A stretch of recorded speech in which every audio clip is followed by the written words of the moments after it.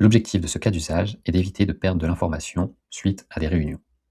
Concrètement, l'idée va être que les outils de travail collaboratifs, type CRM, gestion de projet, se mettent à jour automatiquement et que les contextes liés au projet interne et la partie prospect, client, pareil, les décisions prises sur ces différents projets soient bien mises à jour, tenues et que chacun y ait accès pour éviter plus tard des allers-retours inutiles ou des discussions sur des choses qui ont déjà été tranchées. Concrètement, le système fonctionne en 3 grandes étapes. La première, ça va être de déterminer le type de réunion que vous avez. De ce côté-là, c'est relativement commun, à pas mal d'entreprises.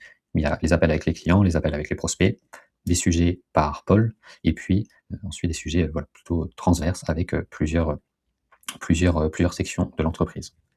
Ce qui va être important à ce niveau-là, ça va être ensuite de mettre en place une nomenclature pour être capable de différencier ces différents appels, afin qu'ensuite de pouvoir associer à chaque type d'appel un workflow, une automatisation, un processus différent.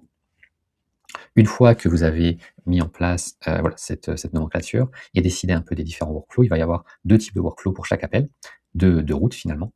La première, ça va être de, tracer les décisions qui ont été prises sur le projet et ça va être de les tracer dans le second cerveau de l'entreprise.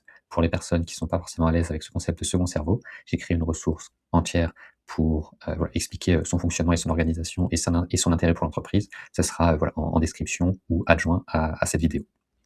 Donc voilà, l'idée c'est d'avoir un premier workflow qui va tracer les décisions, pardon, qui ont été prises, soit par pôle, soit par client.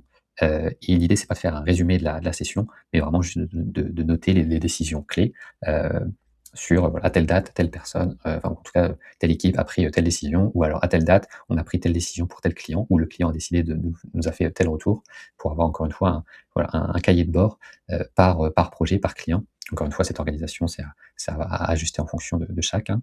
Mais voilà, c'est d'avoir ce suivi-là qui pourra ensuite être facilement exploité par l'IA et donc par les collaborateurs.